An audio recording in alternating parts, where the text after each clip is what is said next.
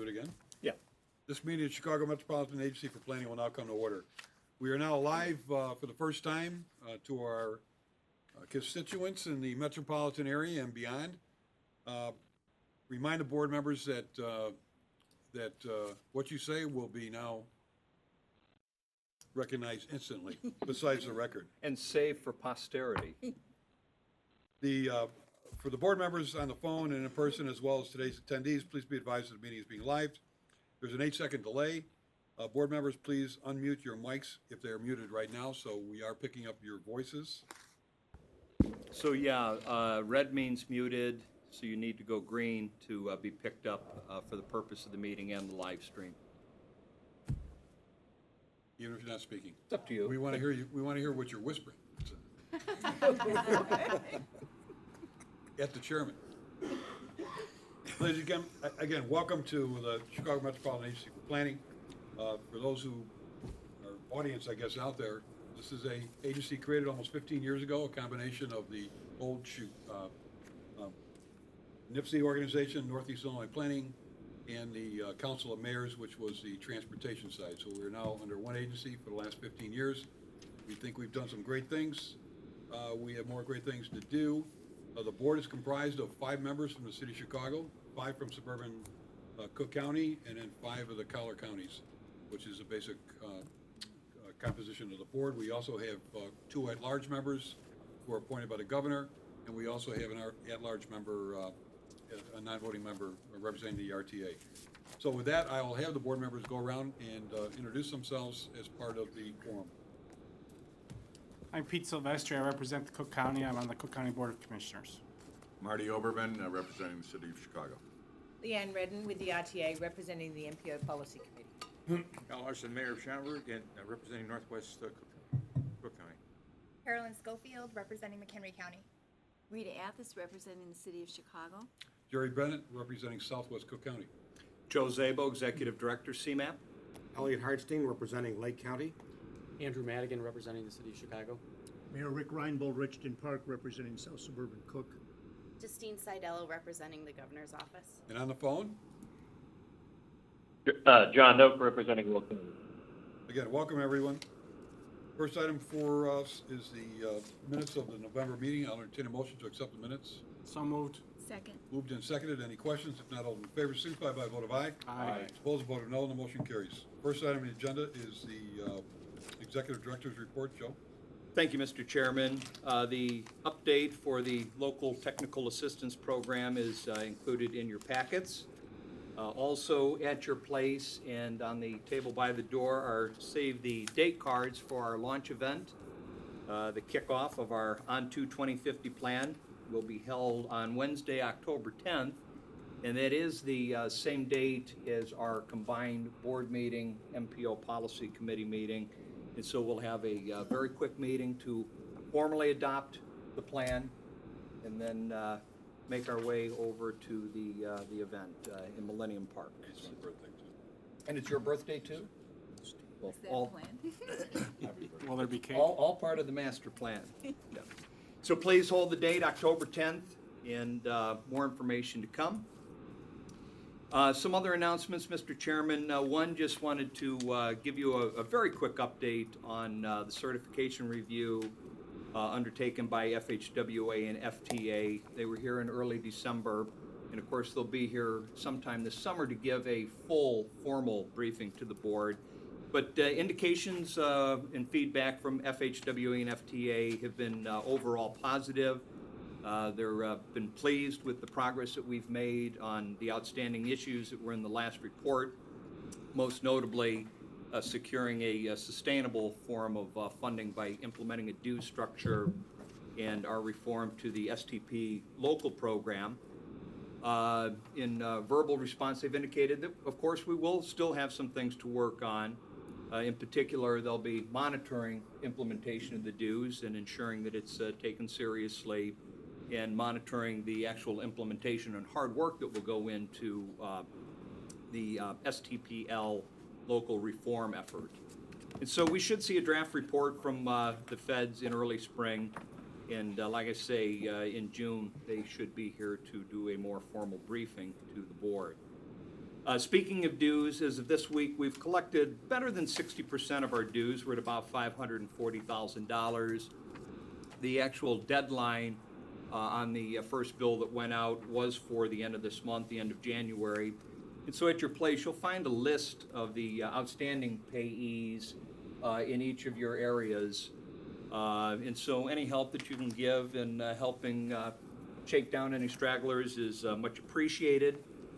In addition, I'll be making my annual trip out to all of the COGs to do my one-on-one meetings with the COG directors, just to take their temperature on things, see how we're doing, give them personal FaceTime, and as a part of that, I always ask them for whatever they're voluntarily willing to do to give us help on, chasing down stragglers. We do appreciate it, but we understand the fact that it is our responsibility to collect those dues, not theirs.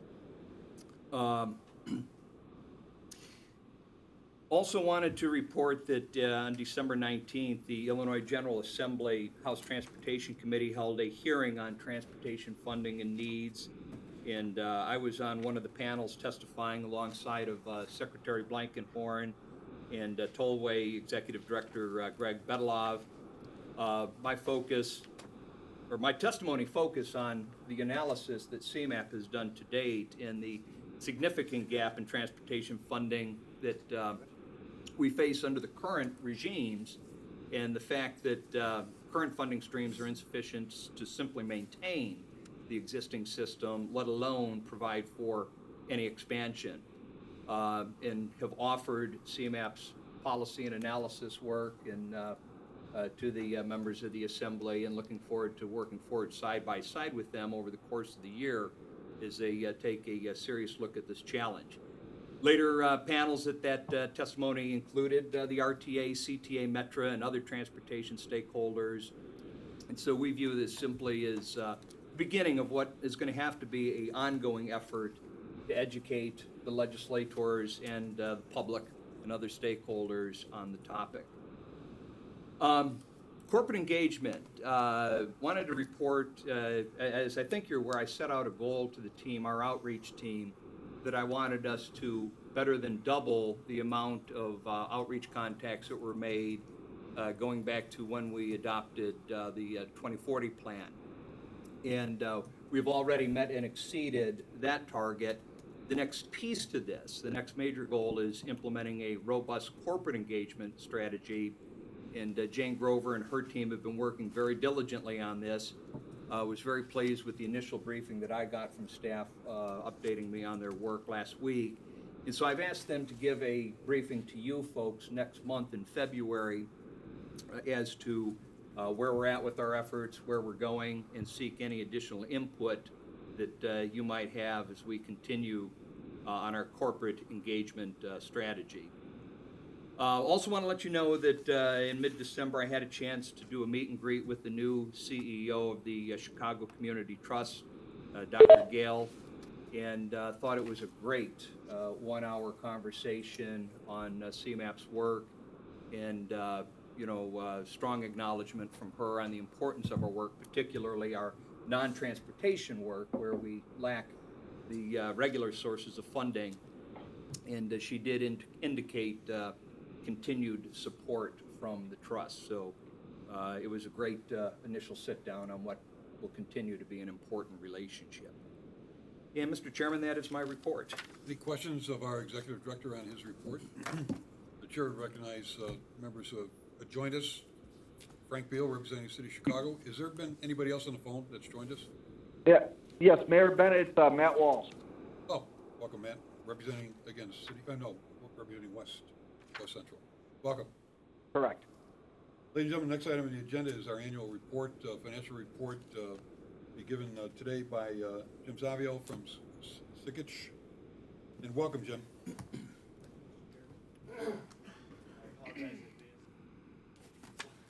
So are many people.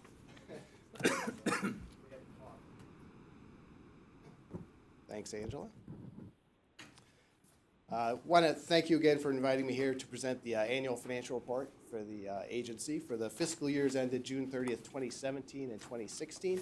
One thing you'll notice in the report this year, is we're showing comparative statements. So we have current year and prior year information this year, which is a little new this year. I also want to thank Joe, Angela, and Stan for all of their assistance through the entire audit process. This was Stan's first go-around through the audit process at CMAP, so things went very well. What I'd like to do is point out a few of the highlights of the annual financial report, as well as the board communication report, and I'd be happy to answer any questions that you may have. On the annual financial report, I'm going to start on page 1, which is the independent auditor's report.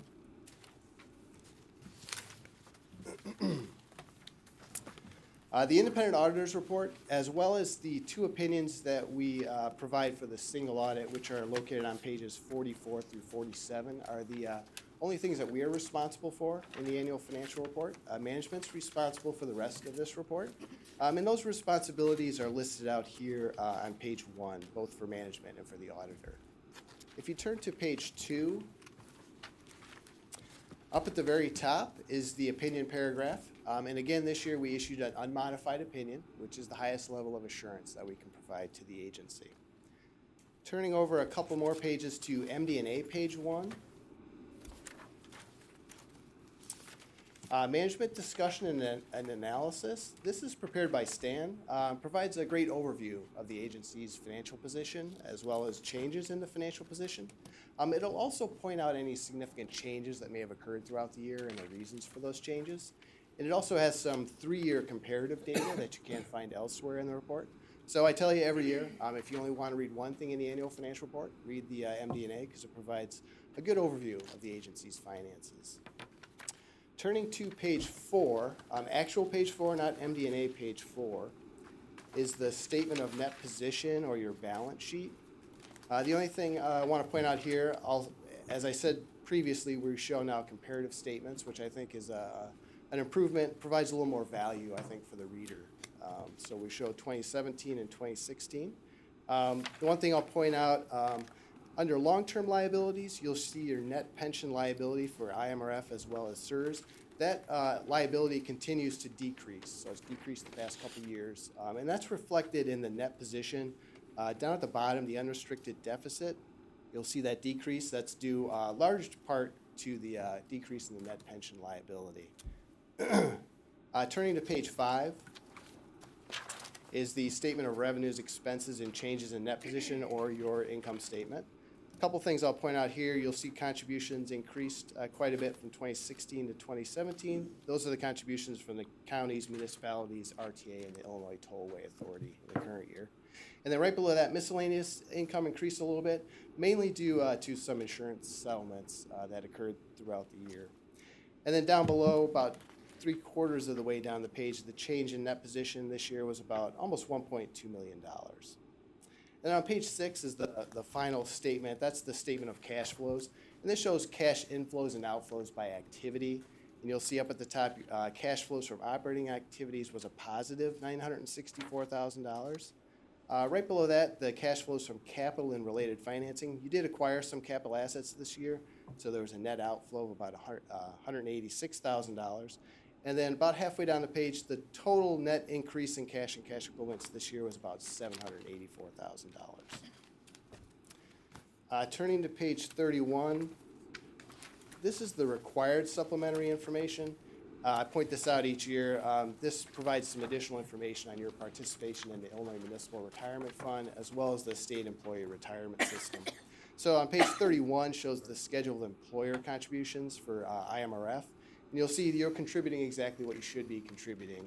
And the percentage about halfway down the page shows the contribution as a percentage of covered payroll. So you'll see that percentage has steadily decreased from 2015 to 2017.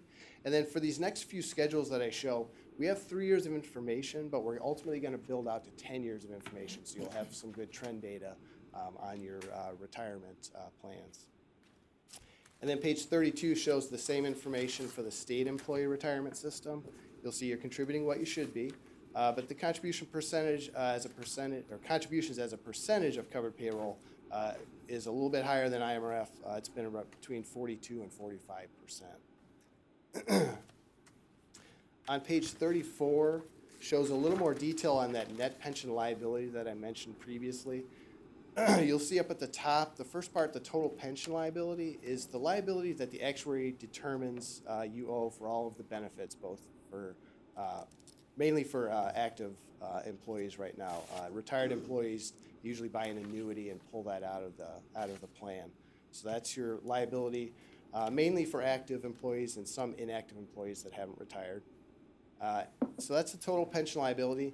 Right below that's the change in the plan fiduciary net position. So those are the assets that you have at IMRF to pay for those liabilities. And then the difference between the two is a net pension asset or liability. And you'll see from 2015 to 2016 that liability decreased slightly.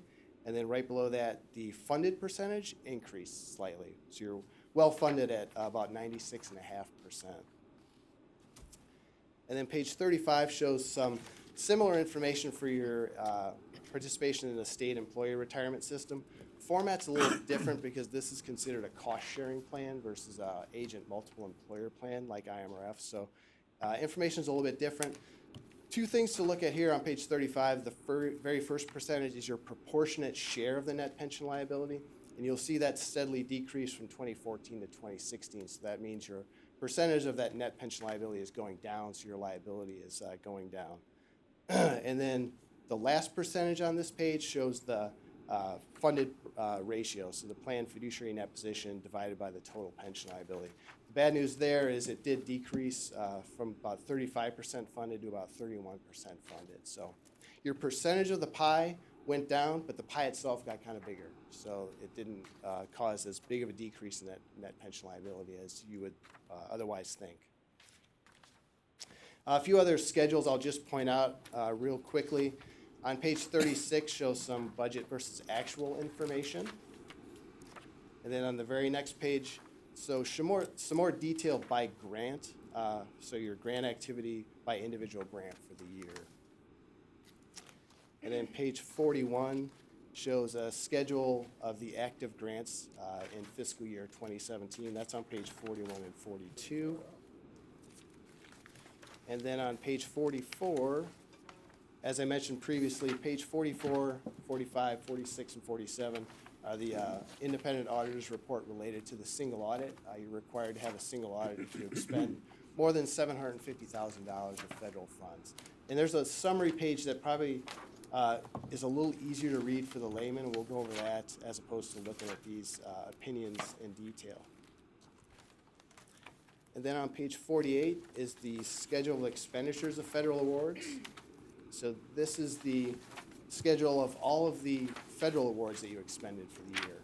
You'll see up at the top on page 48, your total major programs was highway planning and construction, which is CFDA number 20.205. That's about $12.7 million. That's what we tested as a major program this year. And then on page 49 down at the bottom, your total expenditure of federal awards was about $17.6 million.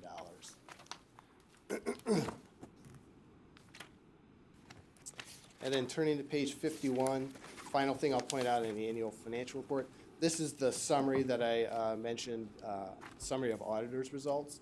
So you'll see for the financial statements, as I said before, you had an unmodified opinion with no material weaknesses and no significant deficiencies noted, as well as there were no non-compliance issues as well. And then on the federal award, the single audit, again, no material weaknesses or significant deficiencies, and an unmodified opinion on that major program, which was highway planning and construction. And then right below that, we also had no audit findings related to the single audit. That's all I have on the annual financial report. Real quickly on the auditor's communication to the members of the board. If you turn to the table of contents, you have a standard cover letter, and then there is some required communication that we have to have with those charged with governance. That communication was very routine this year, nothing out of the ordinary for that, but you can take a look at that on pages 2, 3, and 4. And then on page 5, we are required to disclose to you any audit adjustments we found. So these are adjustments found as part of the audit process. We had 3 audit adjustments, and they're listed on page 5. And we had no what we call past adjusting journal entries. Those are entries we found as part of the audit process, but they were deemed to be immaterial, so we didn't book them. We had no past adjusting journal entries, which means that everything that needed to be adjusted was adjusted in those adjustments on page 5. The management letter starts on page 6. And if you turn to page 7, just want to point out, I already mentioned this, but no material weaknesses or significant deficiencies noted. And then on page 8, we just had one common deficiency, and that was related to the AJE numbers 2 and 3. And with that, I'd be happy to answer any questions that the board might have. Any questions of Jim? I have one that just sort of caught my attention. First of all, I haven't taken accounting since 1967. So I appreciate all this, but the one thing that caught my attention was where you had original budget and actual on page 36, and the just wondering what the explanation is for the fact that we budgeted $28.5 million in grants and only realized about $8 million less than that. Do you know what the reason for that was? I can't speak on the budget, but most likely what occurs is you budget for certain grants, but that those grants either they're applied for or denied, or you may just not, the grant may be delayed, the work may be delayed on those grants. So I'm assuming that's usually what it is. And by the same token, we had to reduce the budgeted expenses by about the same amount. So I'm wondering what happened? What were we planning to do that we didn't do, or whatever? Angela, I think. In broad scopes, I don't need every dollar, obviously. So typically with the grant section, we have what we call our operating budget and our competitive budget. And with the competitive budget, we book it in the fiscal year we get it, but we have 5 years to spend it. So what happens is we book it in 2017 because that's when the monies are awarded to us, but we have over 5 years to spend it. So it staggers over a 5-year period of time. So it will show a larger grant received, and what we actually expend will be less. But here we didn't receive as much as we had budgeted. That was Am my I first looking at question. the right page? 36? On page 36. We're So at, the budget is much higher than it was actually expended. And grants are expenditure driven. So like Angela said, you can receive it all in 1 year, but if you don't expend it, you won't recognize the revenue until it's expended. So the revenues kind of match the expenses. You mean And we can get you an answer. yeah, I'm I just can, sort of let me curious. dig a little deeper. In other words, we may have actually received more than $20 million in dollars, but we don't book it because we haven't spent it. Is that what you're saying? Let me go back and look at that. There could be two explanations for that. The second could be that this budget includes the money that we get for our partners, our CTA, CDOT. And so what we've actually expended as part of our budget is what's reflected. So let me just I think double check. rather than speculate here, we owe you a, Yeah, very clear answer on it. But yeah, as was indicated, grants can vary, and so often as the budget is put together, we hope or anticipate that we may receive a grant, and therefore the expenditure is also reflected in there, but then the grant doesn't come through, or it's delayed, and therefore we don't receive it, nor do we spend it. But we'll dig in and get you. Yeah, and I don't want to belabor it. Yeah. The reason it caught my attention is that I'm just wondering what the reason is, including, is this a result, might this be a result of, I'll just say dysfunction, to say it politely, at either the state or federal levels in getting these grants out? What are we suffering from here? And I think rather than speculate. No, I agree. That's We'll why get you I'd like to explore it. the real answer. Thank you, Joe. Questions? Other than a couple of comments, as we had brought before the board, it's been 2 years now, about a due structure for our membership. I think that's been highly successful. You see we're close to $1 million now in revenue as of the date.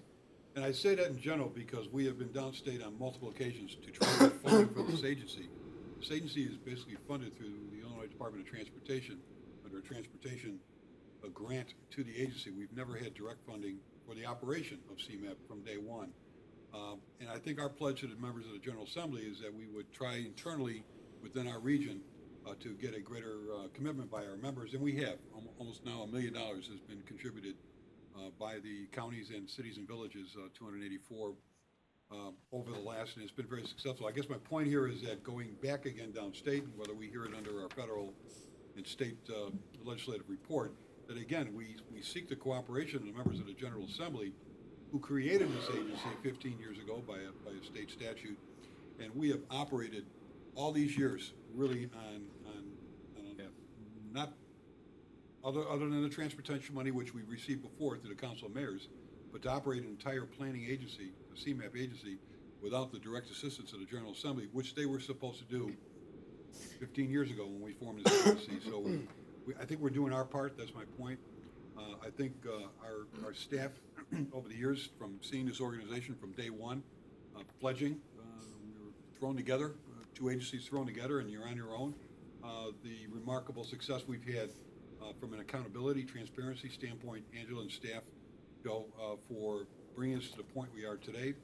And Marty, you can see the amount of monies that we have to account for through a pass-through from both the state and federal agencies, and how detailed and exact that money comes through this agency and flows back out to the various communities and counties. So, again, I plead with the members of the General Assembly to please,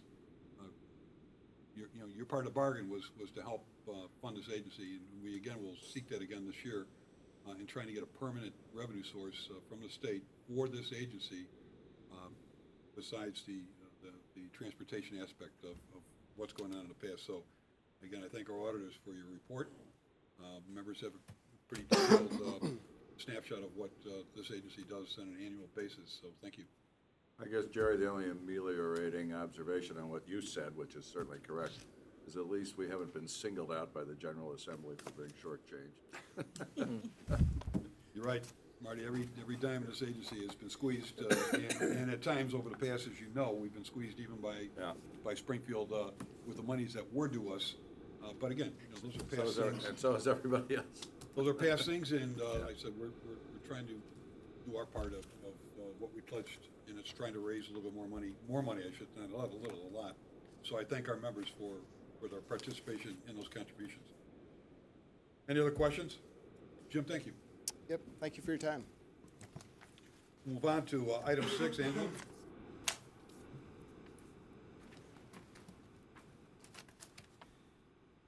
Good morning, Board. Happy New Year. CMAP is seeking approval to enter into a contract with Hendrickson to install motorized sit-stand desks for employees as part of our efforts to ensure ergonomically productive workspaces. CMAP currently has 42 desks it would like to convert to sit-stand desks and may be interested in additional desks in the future to accommodate additional staff. The scope of services require that the vendor provide the sit-stand desk that will fit within our existing cubicle configuration, the associated hardware attachments, standing mats, and also the dismantling of overhead bins. And so today I'm seeking approval for us to enter into a contract with Hendrickson. They were the lowest cost responsive bidder to this RFP. This is a budgetary line item proposed in this year. It's in the 18 operating budget, and so we would need to expend it fairly quickly. Is there any questions? Are there any questions? Move to approve. Second. There's a motion to approve in a second. Any questions? If not, all in favor, signify by a vote of aye. Aye. Opposed, vote of no. The motion carries. Aye. Thank you, sir. Thank you. I should hear 2 ayes down there.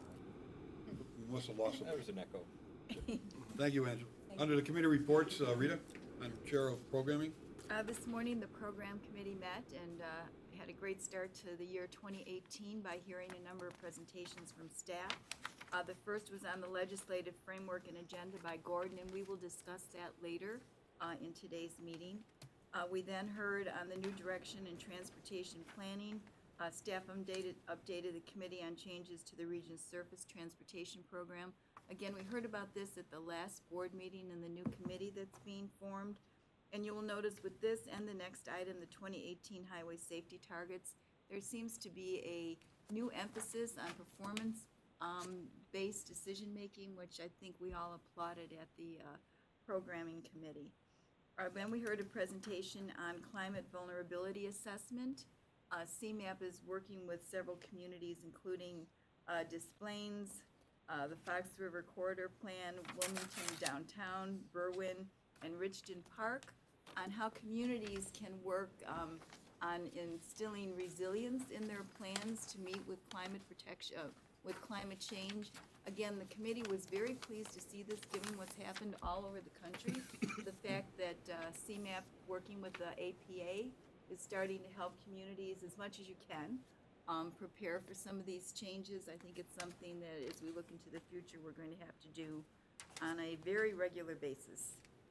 And then the last thing we did is we heard a little bit about the LTA program, and as always, it is moving efficiently, effectively, and the committee did make some suggestions, since this is one of our most visible and effective programs, that we get to hear more about individual LTA projects, either through media, looking at Tom, or by coming to the board.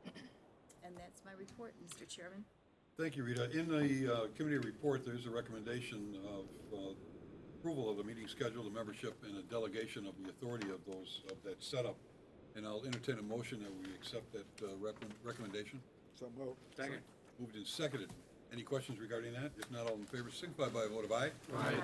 Opposed, motion carries. And the chair was remiss on the audit report. The board has in the past entertained a motion to accept the So audit moved. as presented. Is there a motion? So moved. Moved, and is there a second?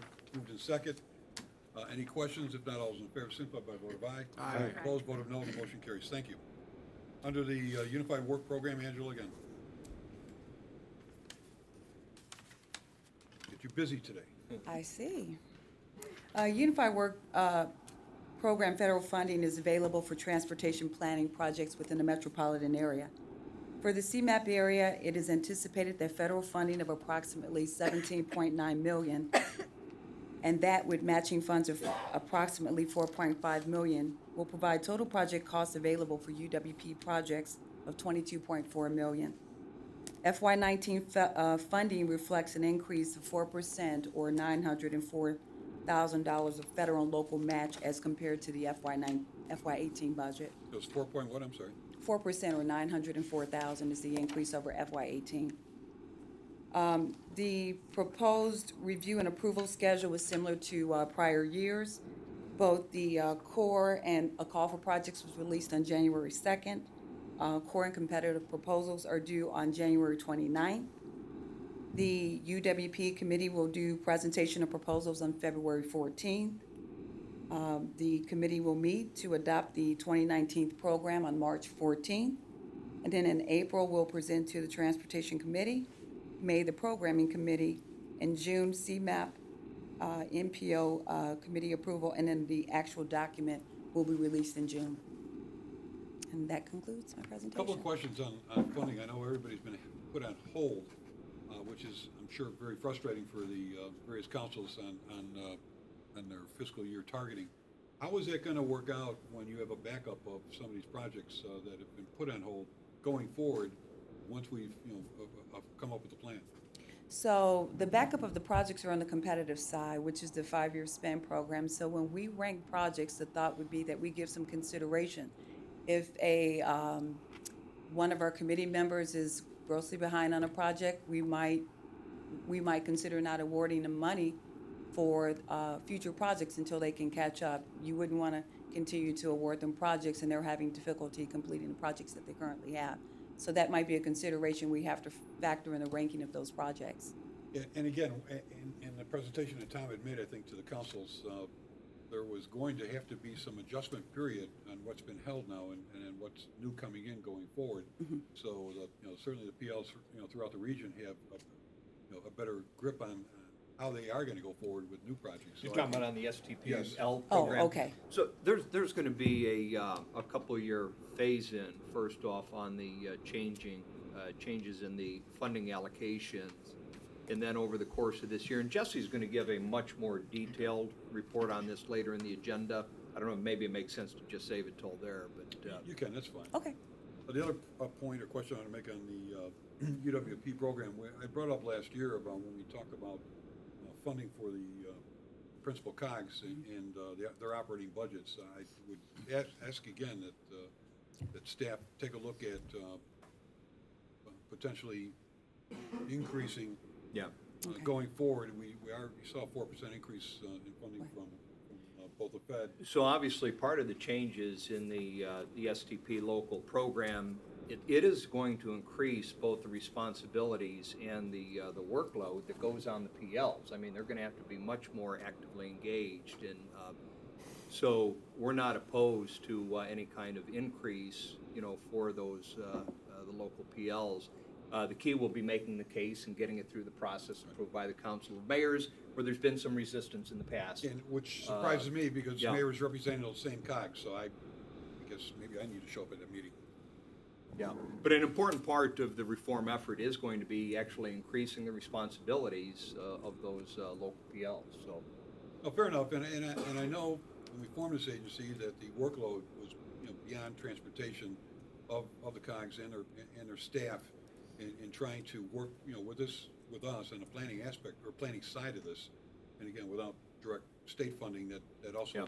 you know, limits what they can do, but I think definitely a review this year Yep, as to absolutely. going forward with funding Sure will. those various PLs throughout the region.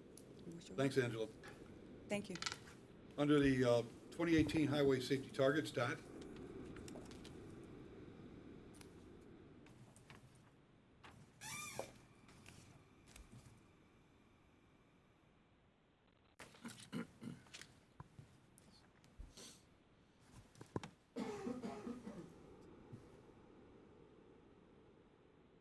Good morning. Morning. Morning. Today's staff is seeking board approval for the 2018 regional safety targets. There's a memo in your packet that includes an overview of the safety targets. And today I'm going to give a background of the safety targets, talk about the state DOT's responsibilities and the MPO's responsibilities, and then provide the staff recommendation to the board.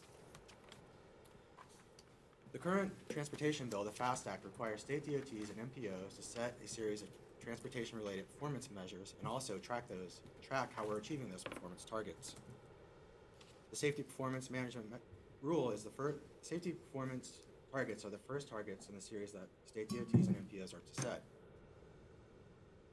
The safety PM requires state DOTs and MPOs to set 5 performance metrics on all public roads. Those metrics include the number and rate of fatalities, the number and rate of serious injuries, the number of non-motorized fatalities and serious injuries. The rate, I am sorry. There we go. Sorry about that. I apologize. We were trying to follow along. Okay, I'm sorry. So this is something new that's required of state DOTs and MPOs in the transportation bill. Before, they were not required to set performance targets or track them. So this is a major change for states and MPOs, for something that we have to track and report. Again, the transportation performance management will allow agencies to track the system performance over time and also see how effective their policies, plans, and programs are in meeting those targets. The state DOTs are to set annual safety targets in the Highway Safety Improvement Program report, to FHWA, in August. The targets are set for each measure and are based on the calendar year for the upcoming year. The measures are applicable to all public roads regardless of functional classification or ownership. FHWA provided limited guidance on how to set targets. What we found is a bunch of different states set targets differently. Some used a trend line approach, others used a % decrease. IDOT used a combination of both.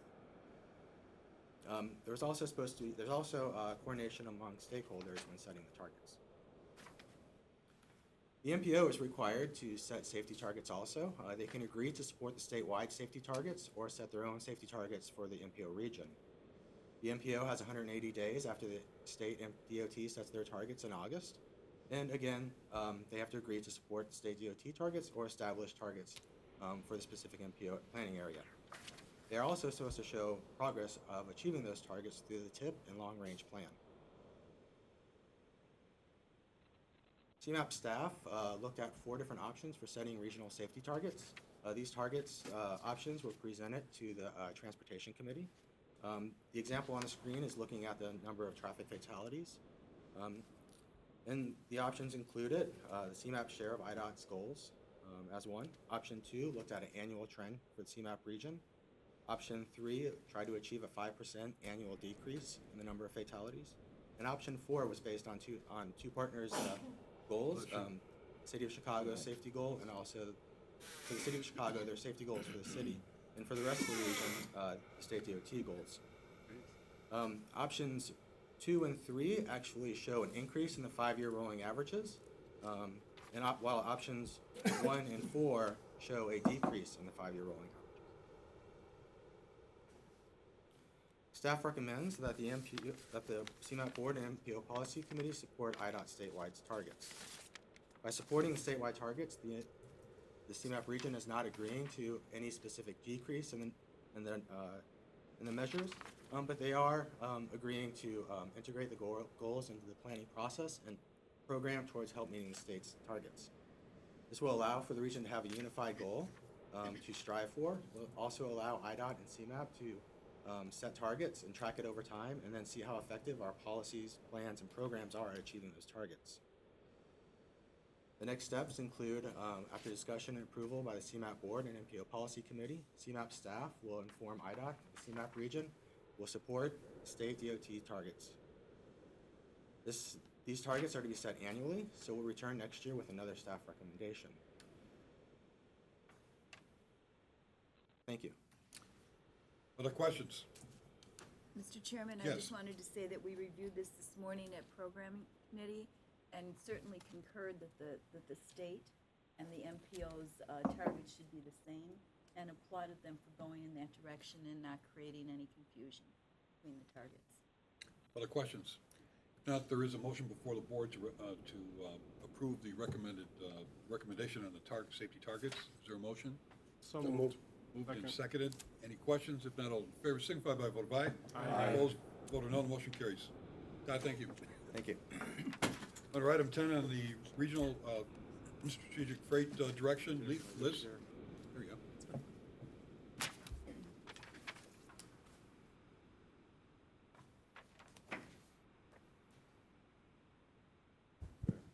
Good morning, everyone. Good morning. I'm here today to walk you through the draft regional strategic freight direction. Staff have been working on this with Freight Committee and many of our stakeholders over the last year and a half. The goal, while it's part of the On to 2050 work, the goal is a little bit near term than many of the products under plan development. The focus is a near-term agenda for freight in the region, with many very specific actions for CMAP, and in a few cases, some of our stakeholders to pursue. The regional strategic freight direction recognizes that freight is a major generator of economic activity in the region. It connects us to the rest of North America and to the world. So many of the recommendations focus on strengthening that. The vision statement is to drive economic growth and local quality of life in the region. As I noted, freight has many economic benefits for the region, but freight activity can also cause congestion, can cause some negative impacts at the local level. So we have a set of recommendations to try to balance both of those goals. The document addresses 6 areas, and I'm going to walk through each of those in turn in the presentation. We consider the Onto 2050 Freight Snapshot to be a companion to this piece, and it provides substantial data on the existing condition of the region's freight network and trends within that. And then finally, one thing that I do want to note is that while the strategic freight direction, while the strategic freight direction does provide some thoughts on regionally significant project evaluation that's taking place in the On to 2050 process, it does not actually go to the point of evaluating any projects. We thought that it would be helpful to draw a line between this and the On to 2050 plan process overall. So the first area of the regional strategic freight direction is the major freight facility development principles. One of the major goals of CMAP's work is to think comprehensively about land use change, transportation impacts. We've seen a lot of shifts in the region over the last decade in terms of transportation facilities that support freight. And so the recommendation here is to plan for a variety of major freight facilities that can have broader impacts, whether those are large intermodal facilities, new rail lines, new airport or seaport facilities, as well as mergers of railroads. We've seen in the past that these can have impacts on local roads and on passenger rail.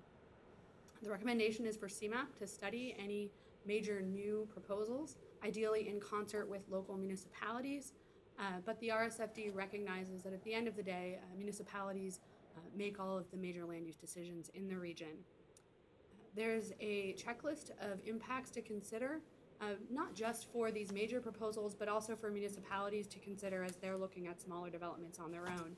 So thinking about impacts on both local and regional transportation networks, whether there need to be new improvements to support the proposed facility, and what type of funding that would require. Thinking about existing and planned developments, as well as local and regional economic development plans and impacts. Paying special attention to environmental issues such as air quality, stormwater management, and preservation of high quality agricultural or natural resources. And then finally, dovetailing with much of the work that we're doing on 2050, also looking at the impacts on economically disconnected areas and other special populations. When I talk about economically disconnected areas, I mean parts of the region where there's a high concentration of low-income residents, and then in addition to that, a high concentration of minority residents or limited English proficiency residents. The report also has a series of recommendations around truck policy. About 1 in 7 of the vehicles on the road in the region right now are trucks. Many of our facilities carry up to 30,000 trucks a day. And so there's a series of recommendations supporting some of the ongoing initiatives that already exist at CMAP and with our partners, as well as some new recommendations. The major new area is providing support for normally loaded trucks in the region. The system that regulates how trucks move around can be a little bit complex and can cause difficulties in routing between the region's industrial and manufacturing areas, moving goods through the region, or just getting goods to our door. For example, the map on this slide shows where routes change at municipal boundaries. Municipalities can choose to either restrict trucks or to establish routes, and in many cases they choose to restrict based on size and weight, and so that might make trucks reroute at municipal boundaries. So the goal is to continue work there with communities to establish better routes. We already have one example of this in the region with the recently completed O'Hare truck routing plan, where we worked with 11 communities to identify better truck routes to move trucks around O'Hare. The report also recommends implementing the recommendations of the regional truck permitting study for oversize and overweight trucks. CMAP worked with the region's 7 counties to identify better options to move oversize and overweight trucks through the region. Because many of the industries that are important in the region involve movements of very heavy goods, addressing this and providing a better system is critical. And then finally, the report recommends improving delivery management to make best use of the existing system. So this is thinking about piloting off-hours delivery programs, funding improvements to or requiring trucks that are quieter and cleaner to minimize impacts on local areas, and once again, be able to expand delivering times, and then improving parking and loading management. The region is the center of North America's rail network. About 25% of freight trains in the country go through the region, and about 50% of intermodal trains go through the region. So there's a set of recommendations here to, once again, help us advance that advantage, but also to address some of the potential negative impacts of that much freight rail traffic. Number one, as with Go to 2040, and as you will see in 2050, the priority remains to implement CREATE, and most particularly the 75th Street CIP. Thinking beyond CREATE and some of the projects that remain, we want to look at the grade crossings, both within CREATE and maybe some new projects that have arisen, or some new needs that have arisen since CREATE was approved, to prioritize the region's critical grade crossing improvement needs.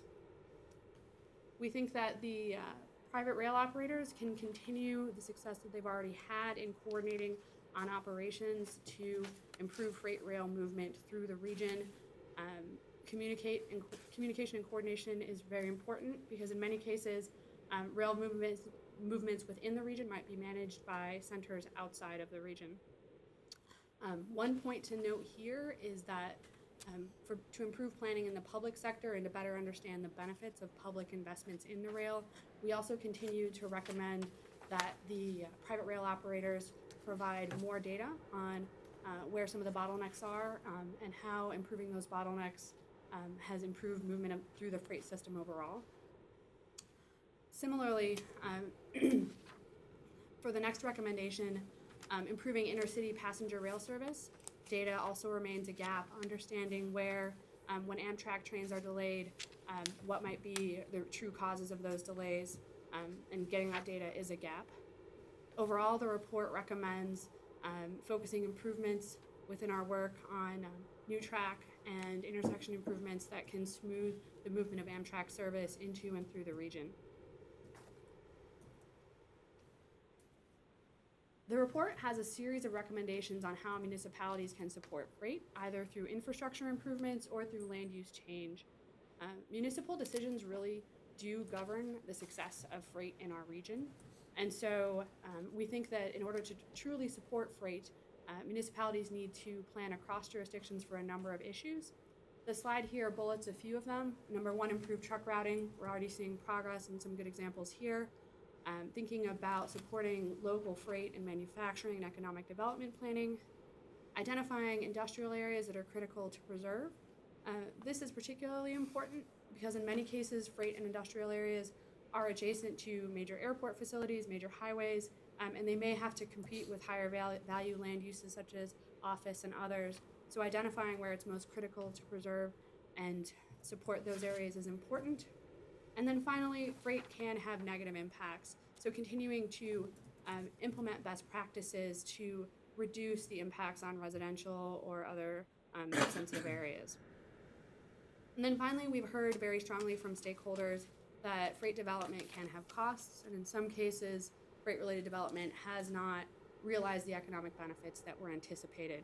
So the report recommends establishing best practices and carefully assessing the fiscal and economic benefits of proposed facilities.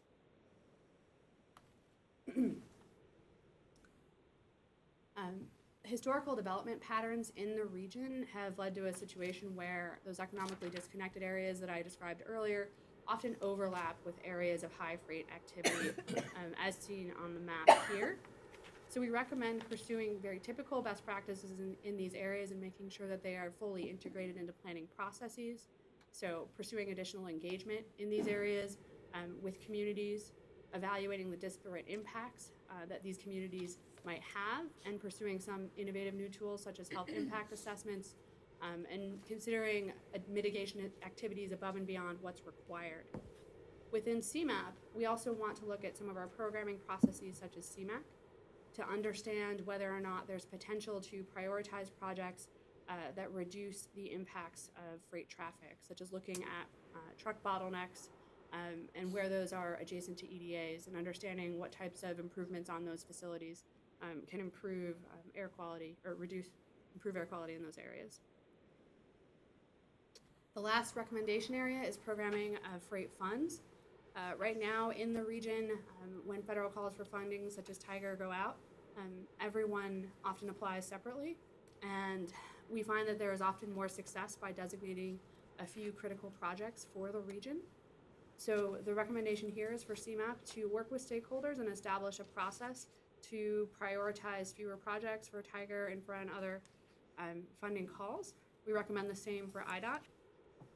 And then the first recommendation on this slide is actually already underway, pursuing a competitive performance-based programming process for National Highway Freight Program funds, and IDOT has undertaken that. So I know I covered a lot of material very quickly. You have a pretty extensive report in front of you. Any questions? Question, good. Elliot? My question is, did you do anything with regard to the safety issue that comes up with regard to the transportation of certain, whether it be fuel, chemicals, and things like that, and the potential for... You mean the commodity itself? The commodity itself, which is being transported, and the impact that, with regard to, oil spills and things like that could happen in the event of accidents and other things going through certain areas and so forth, by virtue of what the content is of the type of freight that's being... That wasn't a focus of the report. I think the conversations that we've had there have really focused a little bit more on making sure the system itself is in good condition so those accidents don't happen. But I can get back to you with more information on what we looked at there. Mayor, go ahead. Is the document still in draft form, considered to be draft? Yes. When it is. will it be? We would like to finalize it by the end of this month. As always, show me the money. And when you look at even now the recommendation of additional future at-grade crossings, it close to 150, and those things are usually running about 50 mil a piece. That's a huge amount of money, just in a local roads situation, let alone some of the significant improvements that are needed on the interconnect of the other private rail systems through the region.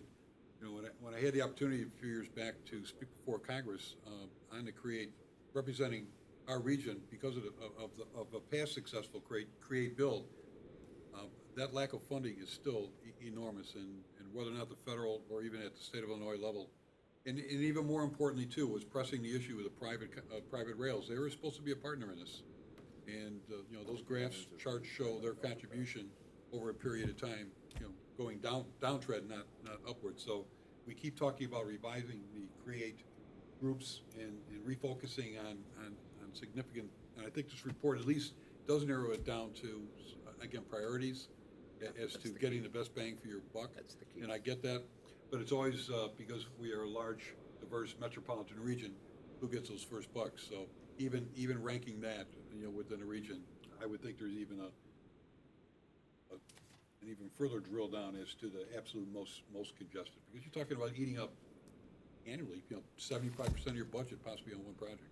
Yeah, But by making sure that we prioritize, it actually helps make the case for additional dollars to, prove that we're using them as wisely as possible. And so the prioritization and making sure that we get the most bang for each penny we're investing, in my mind, is critical. Eric, you said $50 million per grade crossing? Approximately, yes. You're talking about? And at grade crossing, about either going up, going down Over or above. or under. Incredible amount of money. That's a simple grade crossing. In that regard, has there been a examination? Obviously, we have to get the most bang for the buck, and obviously there's many areas that have problems. Have we done anything with regard to a study from a prioritization as to what areas we might get the most bang for the buck on, with regard to that's what that's what I'm not clear on, if that was the same thing as what Jerry was talking about. Yeah, I think Joe answered that it was that there's a big pie and you keep cutting that pie down. I'm starting to sound like Ronald Reagan. So you get a sliver of really what can be done out of the whole deal, and the question becomes who non-politically or non-geographically or non-socially, what is the biggest problem, and literally going after each of the highest ranked problem area and funding from there. But again, there's slivers. There's not much. No, obviously, I understand. I'm just trying to think of if we've done a study of it, or if we have a chart of those where we're going, those particular areas in the region where, in fact, have the greatest need in terms of the impact upon traffic flow and safety with regard to grade crossings and so forth, with regard to emergency vehicles being blocked for a significant period of time based upon long trains and so on and so forth. So that's actually underway. We've gathered quite a lot of data on impacts on the road network, on impacts on transit movement, on the overall amount of delay on these grade crossings. And actually, this map is slightly out of date because we've just added a few more to the set to evaluate. Another thing to note, if you look at this map, is many of these are clustered, so you might need to just fix one in a small area to improve movement overall. So we're actively having those conversations right now with CREATE and other partners to set up that prioritization to get to the most critical few. We already see this when we look at the data. There are a few grade crossings in the region that are responsible for most of the delay. If you look at, for example, a few years back on the Inglewood flyover, I mean, there's a huge impact, a significant impact, and money well spent as a top priority project. And there are more of those out there, especially when you're talking about the multiple rail that comes through our region and the other bottlenecks that are still out there. So amazing, though, after all these years, and for all we've talked about, whether it's the Fed or the state, and they keep talking about infrastructure investment, and Nobody gets to it. Nobody truly understands what's at stake here, not just on a maintenance, but even going forward on many of the recommendations we're making to improve both road, rail, and other transportation modes with such limited dollars. So to the CREATE program, as you were mentioning, Mr. Chairman, I think it's important to note that IDOT does have a application pending right now before USDOT, which CMAP, Cook County, City of Chicago are all co-applicants on, that would actually seek a federal grant to match state and local dollars as well as private investment. Roughly it's about one-third, one-third, one-third. For the largest and most complex and most important of the CREATE programs projects, the 75th Street SIP, and that does help untangle freight rail traffic, commuter rail traffic, intercity passenger rail traffic, and a critical street crossing that is a emergency response route. And so, under the federal infra program, we do have an opportunity to perhaps be successful. Justine, I don't know if you wanted to add anything to it or if it covers it. No, we haven't heard anything new recently. I think that was a nice summary.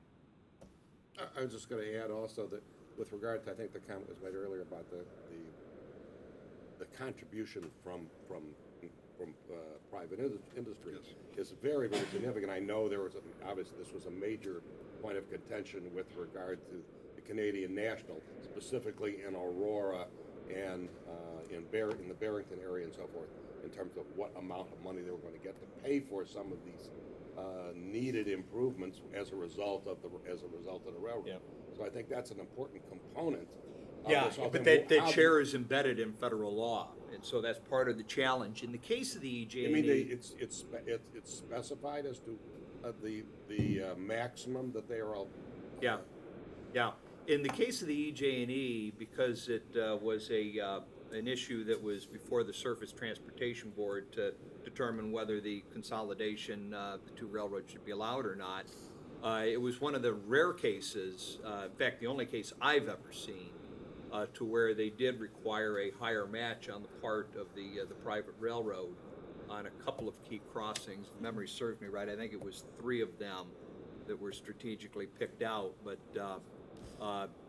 that's the only case that I'm aware of where a private railroad has ever been required or has contributed more than their federally required match.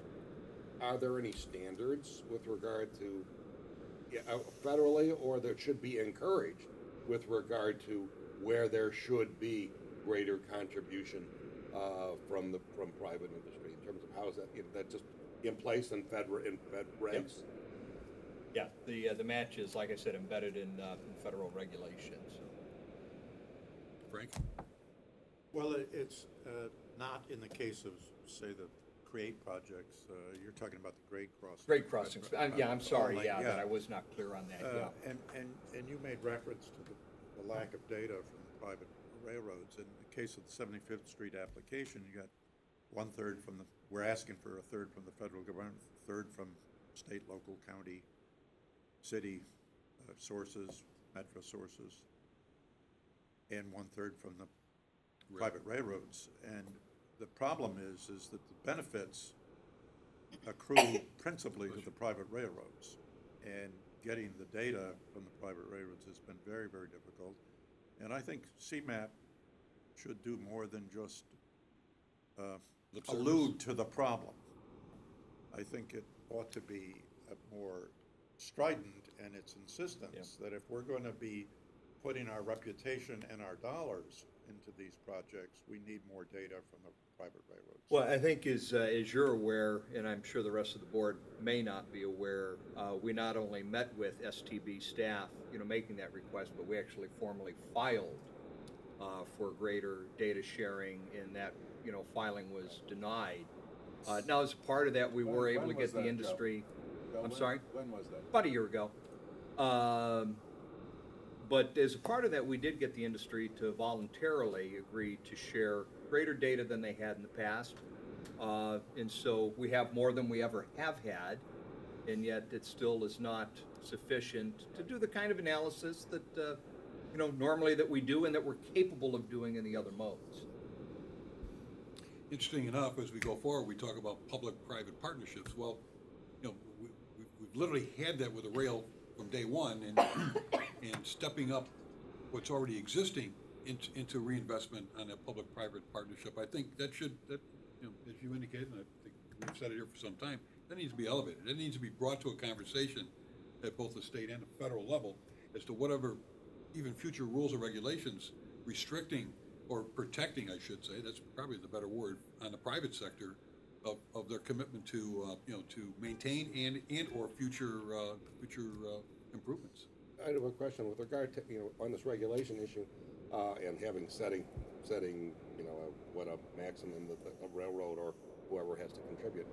I know that obviously there's been a significant number of rollback of regulations at the federal level. The question is, have there been any, and obviously there have been probably a lot of things done that a lot of us don't know about, are we aware of any rollback on regulations that would specifically have an adverse impact on this particular issue? If we know. Yeah, not that I'm aware of, and I doubt it. I'm sorry, any other questions? Thank you, and it was a great report, and we're looking forward to the final, the final version. It's half a telephone book here, so there's a lot of information, good information regarding it. Thanks, John. Thank you. Thank you. Moving on to our favorite part. Oh, no, not yet. Our second favorite part. Jesse, I'm sorry, I didn't mean that. I was jumping ahead here, although it is a favorite, second favorite part. Our STP agreement implementation. Jesse, sorry. Well, good morning, Mayor. Good morning, board members. I'm going to talk about some new things going on at CMAP this year relating to the Local Surface Transportation Program, or STP. I'll start out with a quick bit of review. STP is just one of the many federal fund sources that are out there, like congestion mitigation, air quality, like transportation alternatives, like highway safety improvement program. It's just like those, except it's different in that it can be used for essentially anything that's transportation. It's very flexible. Here in the Chicago area, how to spend STP funds is a decision made by the city of Chicago and by the suburban councils of mayors. And it's been that way for a really long time, at least since the 70s, although it's been evolving since then through a series of agreements. In our last MPO certification review, or I should say second to last MPO certification review, since we had one this year, back in 2014, our federal partners found in our review that, or I should say, they really critiqued the way STP funds are handled in the region. And specifically, the issue was that it wasn't performance-based enough. And the reason for that is that there are fixed percentages being used to distribute funds to the councils of mayors and to the city of Chicago. So to try to address that at Federal Highway Administration's behest, CMAP got together a group of stakeholders from the councils of mayors and from the city of Chicago, as well as from the state and FHWA itself. And their task was to sit down and talk about those issues and come up with a way to address the Fed's requirement. And the outcome from that was that the group developed a new agreement that was approved by this body, as well as the MPO Policy Committee back in October of 2017. At a high level, that agreement did four things, and again, I'm just reminding you of that, of this. It set up a new shared fund that is meant to help the locals in the region accomplish bigger priorities for them. It's projected to be about $40 million per year. Second thing it did is it changed the way the allotments to the councils are done from something based on these sort of fixed percentages at a high level in population to something that's based on transportation need, to measured transportation need. Third thing is it committed us to adopting or developing policies that we broadly call active program management, but basically it's a set of rules for how we handle delays that come up in the program. If something has funding and if we can't get through engineering or right-of-way holdup, what do you do with that funding? How do you get it to the next person in line or the next project in line? And then the last thing is that it specified, this agreement specified that we should connect programming back to the priorities that are coming out of the long-range plans.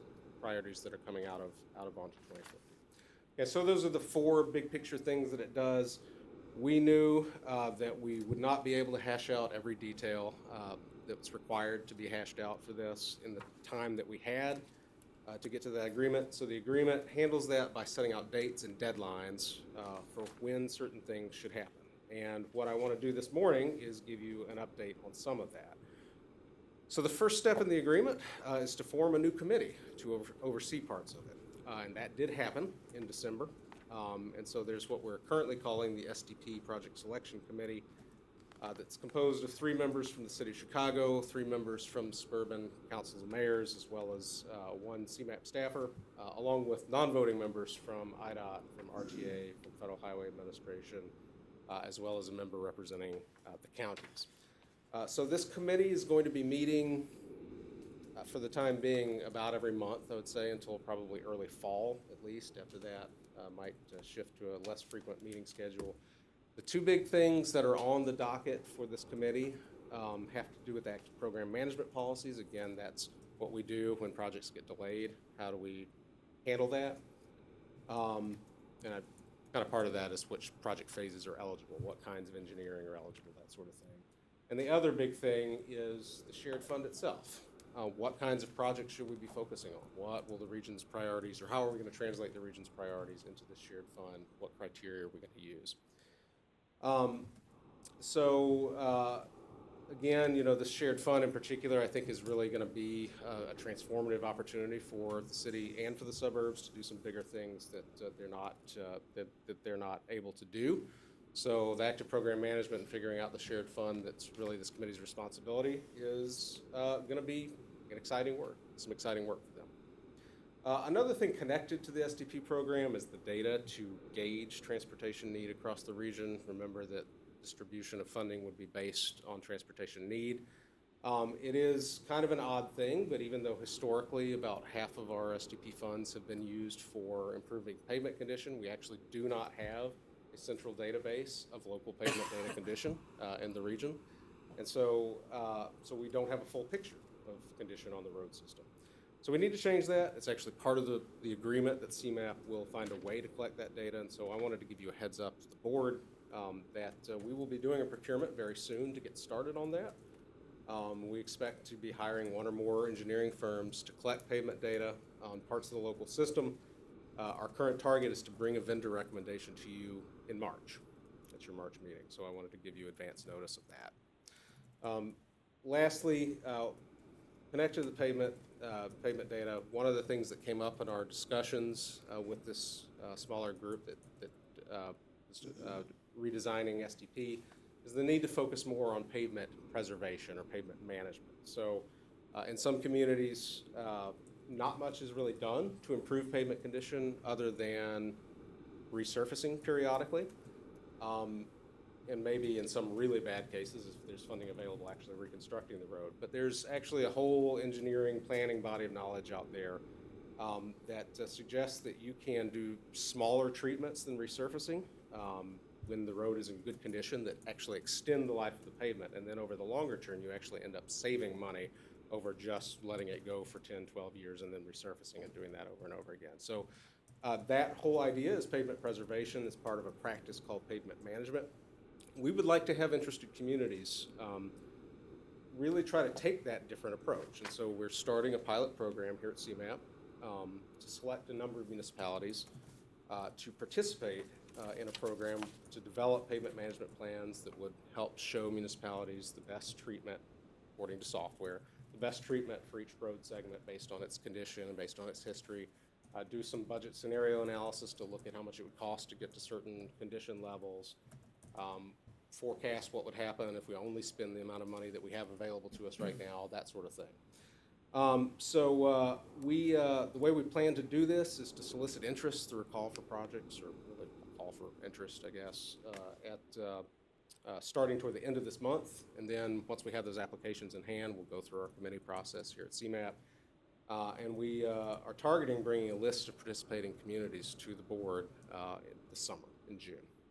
So again, that's kind of a heads up for that. After the approval, our vendor would work with those participating communities to develop pavement management plans. So thanks for your time this morning. Just to summarize, have begun to implement the STP agreement that was approved in October. Of course, I didn't mention this before, but we are going to all the councils of mayors meetings every month, and we're making ourselves available to answer any questions. And of course, there's a lot of sort of back and forth with PLs and with other staff to make sure that everybody understands what's going on, that we have the right information. So there's a lot of coordination that's already happening on that. And then last two things, we'll have a vendor recommendation to firm to collect payment data, expect that in March, and then pavement management pilot stuff this summer for the board. I'll take any questions. Just as a follow-up from the question I had asked earlier about the overall program itself, and I think this initial time period of projects being held right now and then are allowed to begin to go forward, I think coordination with the COGS and the PL staffs is critical, because I'm hearing that some of them are not totally sure when when the acceptance of new projects can take place, and then going forward. So I'm seeing this oversight board as giving, and we talked about that in accepting the program, that there was going to be some flexibility here initially, so nobody's going to lose a project because it just kind of fell through the non-identified parts of the program. So I'm hoping CMAP staff definitely works with the PLs on the overall implementation of this. We absolutely will be doing that. And if there are specific issues that have come to light, we want to get on them right away. And so any information we could get about that would be great. Second question I have, you talked about us identifying, is this FAU routes in the condition of the routes, or are they all local roads you're talking about? So the pavement data collection part, that would just be on the federal aid system. Okay. At the local side, on the pavement management side, I think every municipality's got to make budget decisions based on their whole road network. So that's what we should be looking at. And I guess I'm surprised that why not through IDOT, certainly through IDOT or the county, you wouldn't have an historical record of every road that's been done over the years. I guess I'm a little surprised that you don't know that, or we don't know that, I should say. It is a little surprising. There is a state database that covers a lot of the roadway network. It focuses on the state side with some local jurisdictions in there. Many, but not all of the counties have actually collected their own data, but they're on different cycles. It's on the local side where only really the larger municipalities have done this, and again, they're on different sides, or on different cycles. So there's a real need to come in and fill some gaps in pavement data. Okay, and again, not to repeat myself, but I would think that the local COGS in programming have record data going back at least a 10-year as to what's been spent in the in the councils as to a history of road improvement. So I would think that should not be that difficult. Well, certainly we know what federal money has been programmed. There's no question about that. I think once we get down to the local level and we're talking about doing a pavement management plan for all the local streets, it's really going to be dependent on what kind of records the municipalities have kept about what they've resurfaced and when, and what kind of resurfacing it was, and all that. So that's going to be part of our selection process to really feel secure that the participating communities have information that could be usable in the process. And finally, on data collection for local roads on maintenance, I think you'd be surprised reaching out now at this stage to local governments as to exactly doing what you're talking about, whether it's some type of crack sealant that's being done. Our community's been doing it now stepped that up for the last 2 or 3 years on saving roads. But the other thing I've come across over the years too is the products that are on the market, whether they're a resurfacing project or a sealant project, that there's many vendors out there that have not really gotten into the marketplace because IDOT regulates who can be on that bid list when you go out annually for a maintenance program. So maybe something for you to look at too as to is IDOT working with the latest products out there that are certainly safe and are efficient in their material types. But I've come across it over the last 10 years where different companies say, hey, we can't even get in on the bid. We think we have a great project for resealing, but unless IDOT gives its blessing, you're not going to get it. Or at least local governments can't spend their motor fuel tax money on that because it's regulated by IDOT. So I can't speak to that exactly, but I do believe that there are some policy, and I guess I'll just say manual issues with on the IDOT side, perhaps, that could be explored down the line as we do this a little bit more to make sure that there aren't policies that obstruct things that we would want to see happen. Just looking at outdated And the pilot project you're talking about, what's going to be involved in? Is there money or funding involved or support for that type of project? Yes, so the pilot program would be, think of it a lot like LTA. So there's staff assistance or there's contractor assistance. In this case, it'll just be contractor assistance. So we'll select municipalities who want to participate, who we feel are going to really implement the plan once they have it, who have information that can be used to construct the plan. All that stuff will go into it. And then they'll actually receive assistance from a contractor, an engineering services firm, to actually produce that plan. And then we'll have a wrap-up report that we can come back to the board and tell you what we learned and what our next steps should be. So it truly is like LTA. It's LTA for pavement management. So that will be a call out to all. That's right. All cogs. Yes. Thank you. Other questions? Good report, Jess. Thanks. Thank you. Didn't mean to make it any less. Questions are good. Or maybe in our last, least report of the morning, our legislative agenda by Gordon. Good morning. You're on camera now, Gordon, so I'd watch out. So I thought somebody would say live from Chicago, but you know. Joe wouldn't let me do it. Okay.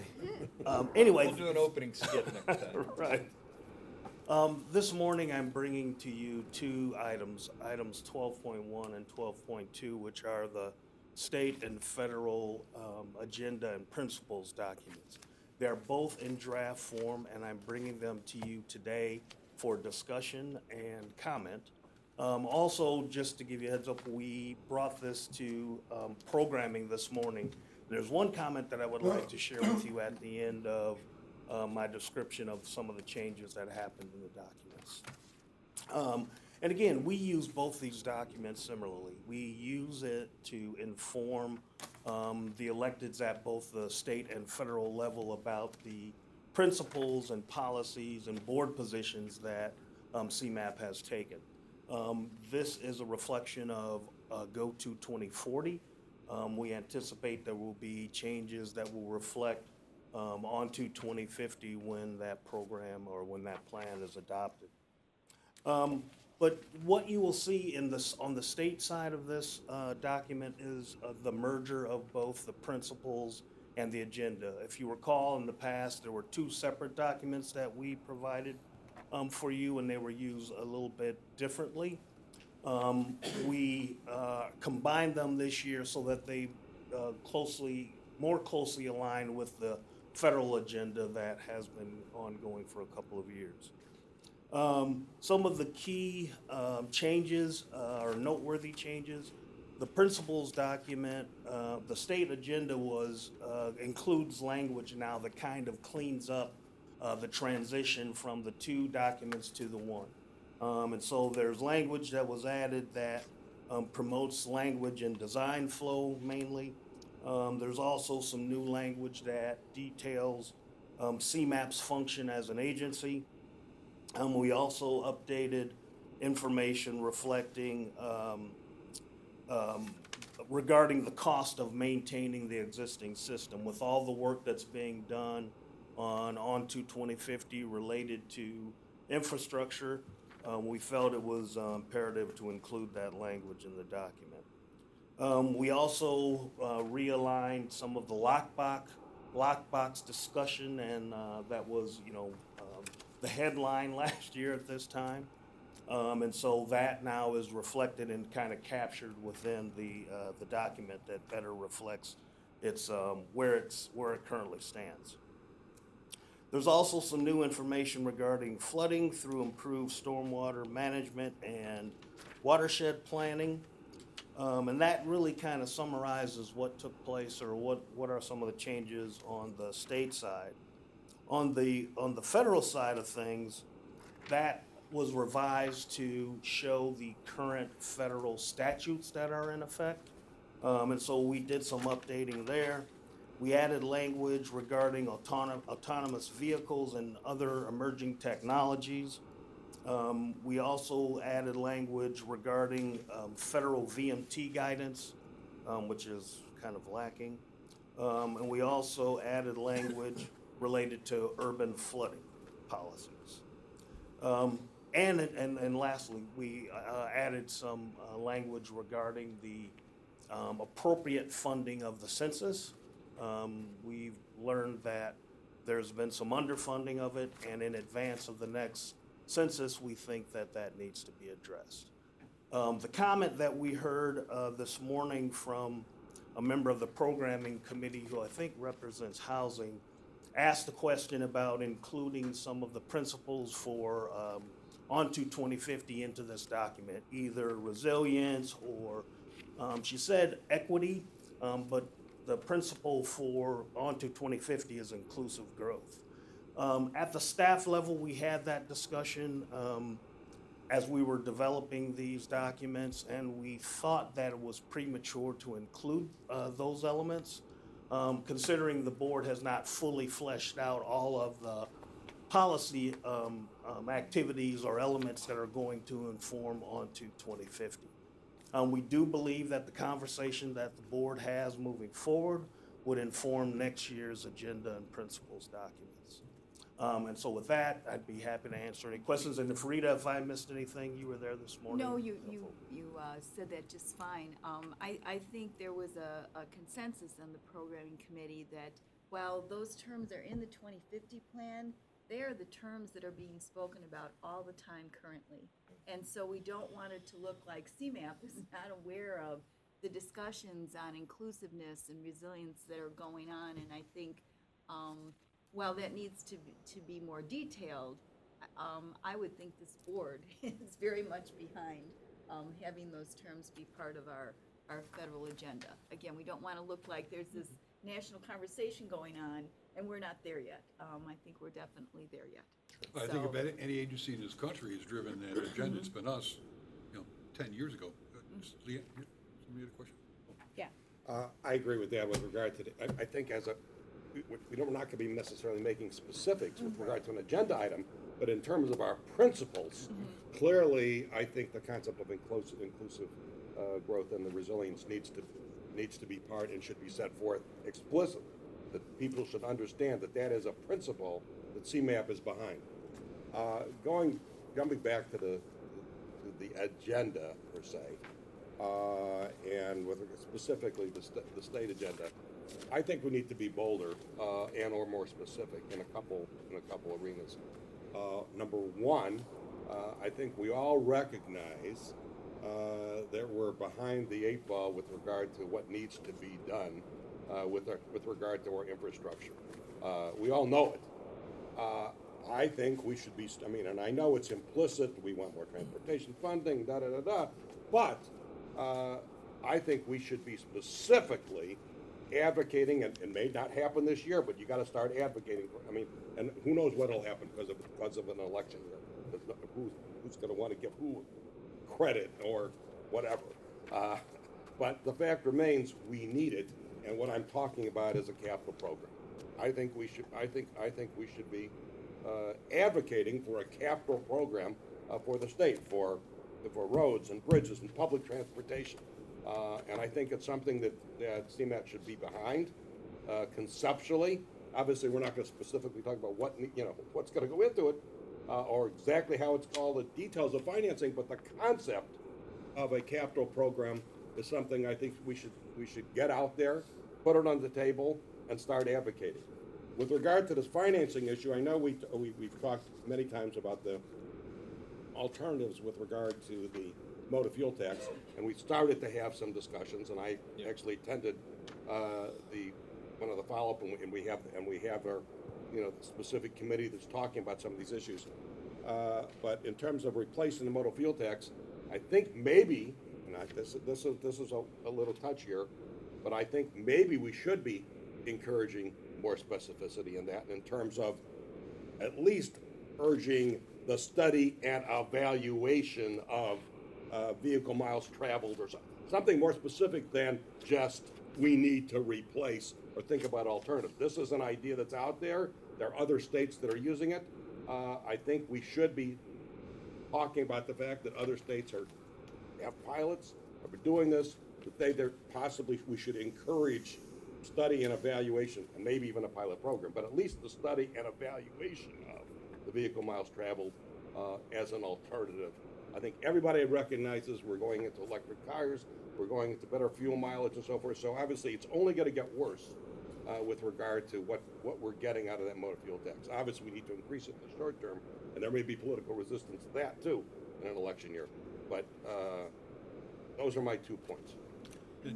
So we'll work with you on strengthening that language as we bring this back for the ultimate board approval. And then we talked this morning a little bit about this whole infrastructure issue and the coalition that's coming together on it, and that CMAP as the neutral, well-informed, data-driven agency could really be the cement or the leader on that. And our executive director informed me that that was being done as far as the role CMAP was taking on. No, and it comes back to my comments during the House Transportation Committee hearing of, not only presenting some of the analysis that we've done to date and what it indicates, but being prepared to work closely with them.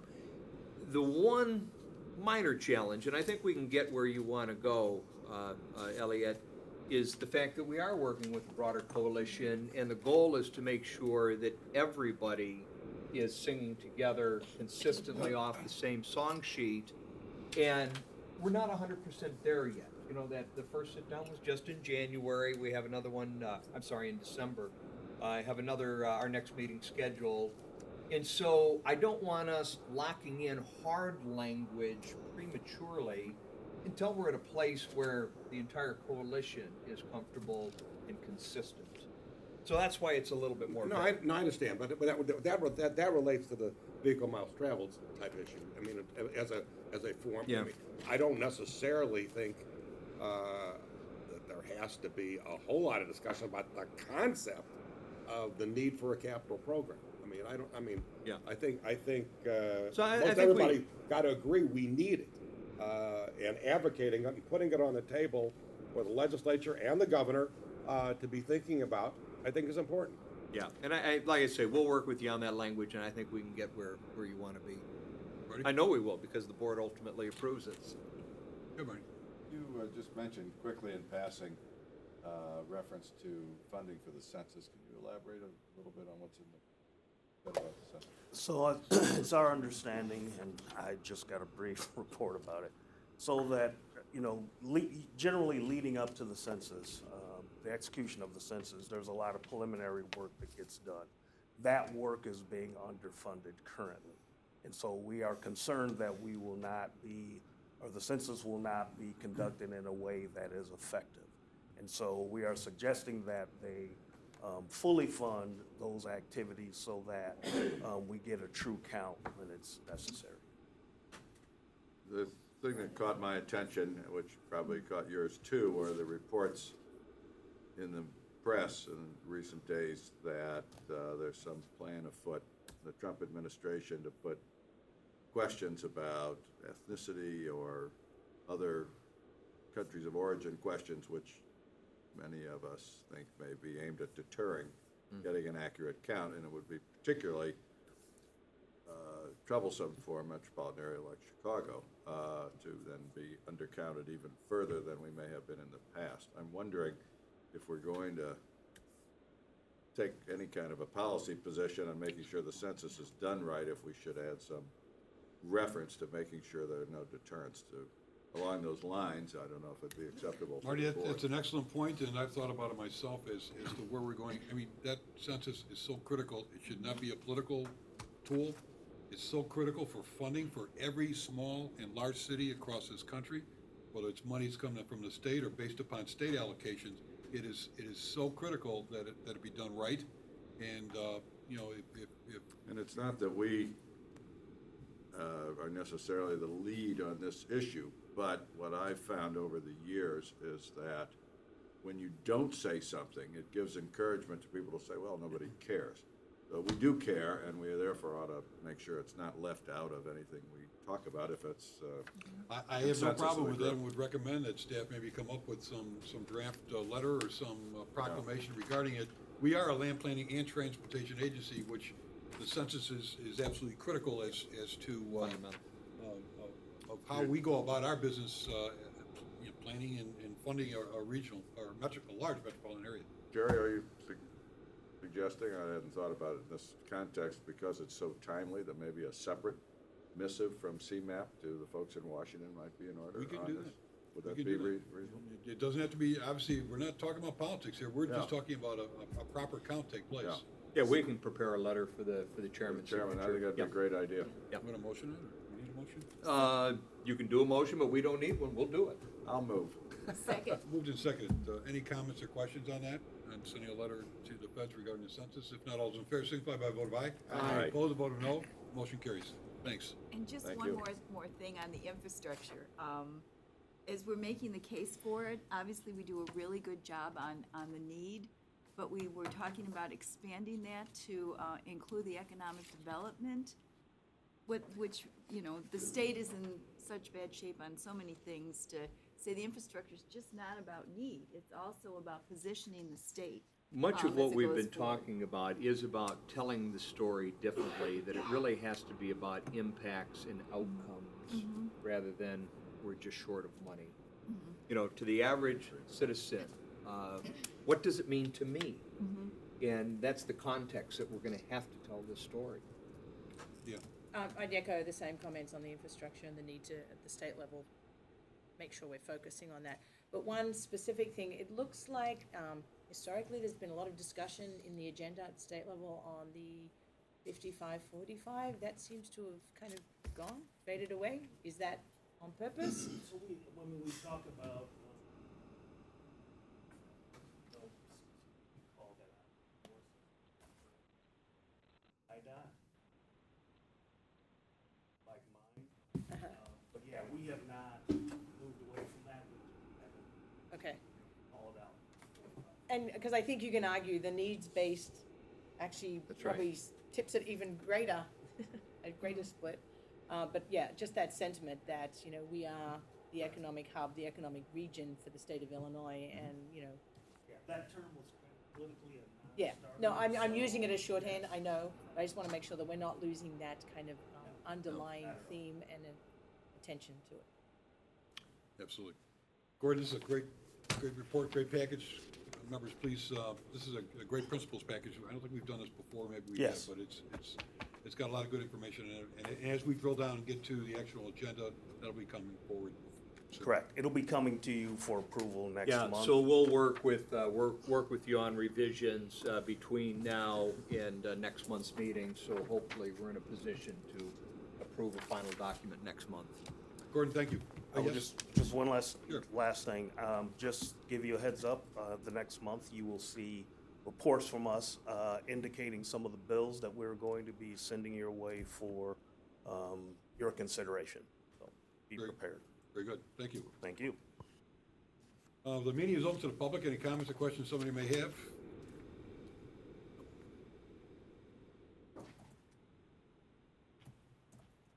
Watch yourself, now you're on YouTube.